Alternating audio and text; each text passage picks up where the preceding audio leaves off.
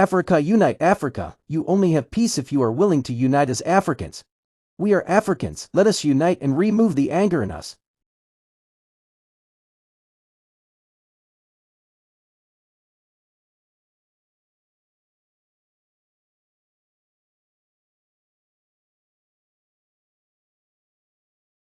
Brothers and sisters of Jamaica, I greet you with the fire of the ancestors burning in my chest and the red dust of Burkina Faso still on my boots. I come not as a head of state speaking to a foreign people, but as a son of Africa reaching out to his kin across the sea.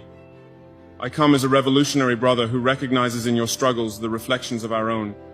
I come to honor your pain, salute your courage, and share in your enduring vision of freedom, from Ouagadougou to Kingston. From the Sahel winds to the tropical breeze of the Caribbean, we are bound by the same ancestral drumbeat. We are the children of ancient civilizations disrupted by conquest, torn by slavery, and tested by imperial deception. Yet we are also the descendants of those who never bowed, the Maroons who defied empire, the Burkinabe who rose with Sankara, the freedom fighters whose spirits still roam our hills, mountains, and deserts. Our story is not one of defeat, it is one of unbroken resistance. Jamaica, you are not small. You are mighty in memory, in rhythm, in soul. You are the flame that has kept burning in the night of oppression.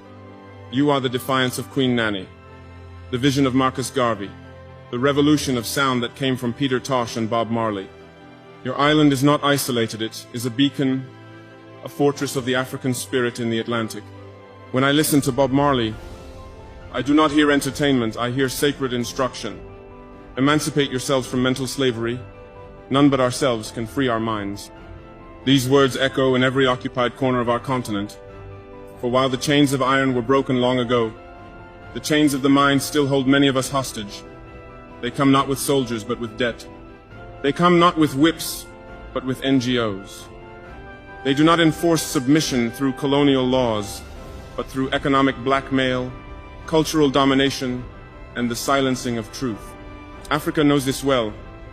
In Burkina Faso, we buried Thomas Sankara, a son of the soil who dared to dream aloud. He spoke of self-reliance, dignity, and anti-imperialism. For that, they killed him. Not just foreign agents, but collaborators from within. That is the great tragedy of our times. That betrayal too often wears a familiar face. Yet the flame he lit has not died. It has moved from village to village, heart to heart, until once again, the people have stood and said, enough.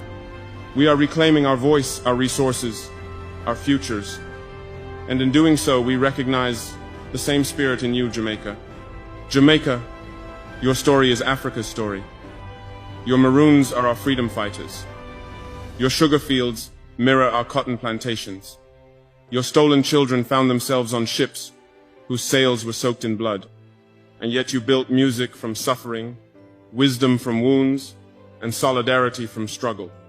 Peter Tosh roared, "I don't want no peace. I need equal rights and justice." This is not a protest, it is a prophecy.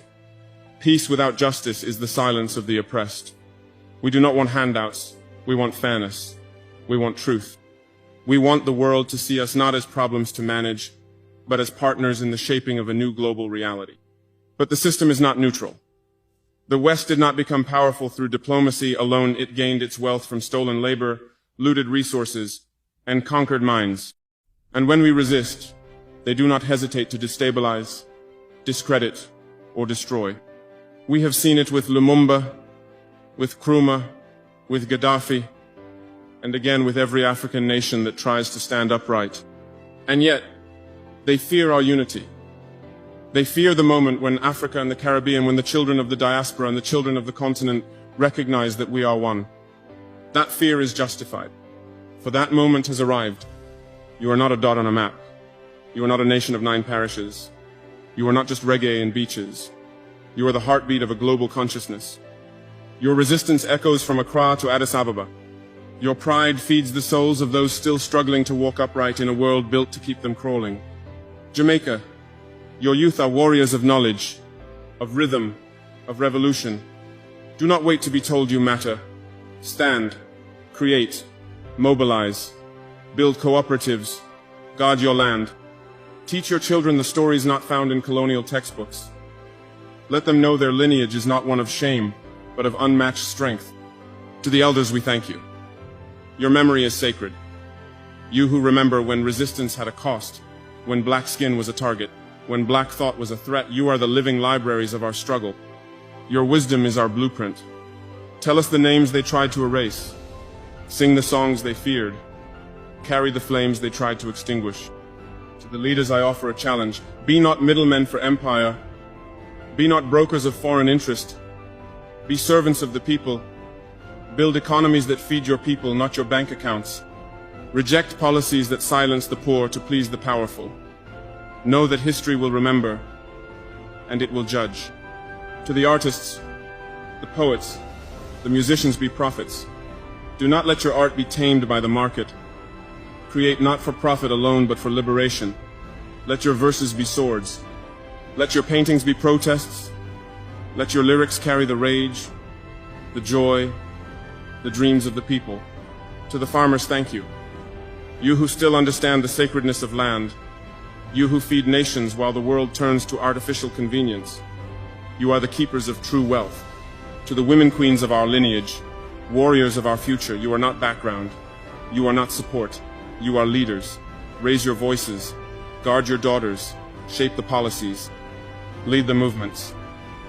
Without you, there is no revolution. Let us build a new axis not of exploitation, but of solidarity. Let our trade routes carry cassava and yam, not cocaine and guns. Let our classrooms teach African literature and Caribbean poetry. Let our children know that they are heirs not to trauma but to greatness. Let us declare an end to being laboratories for foreign experiments. Let us fund our own research, heal our own wounds, tell our own stories, trust our own instincts, celebrate our own holidays, honor our own gods. Let us imagine the future. A Jamaica with food sovereignty, universal education, and dignified housing. A Burkina Faso with clean water, just laws, and strong institutions. A global black community that does not beg but builds, that does not apologize but asserts. Let this be our mission, not nostalgia, but forward motion. Not despair, but defiance. Not revenge, but reconstruction. The drums have never stopped. The ancestors are watching. The youth are rising. The soil is still rich. The dream is still alive. One Africa, one Caribbean, one struggle, one destiny. Thank you.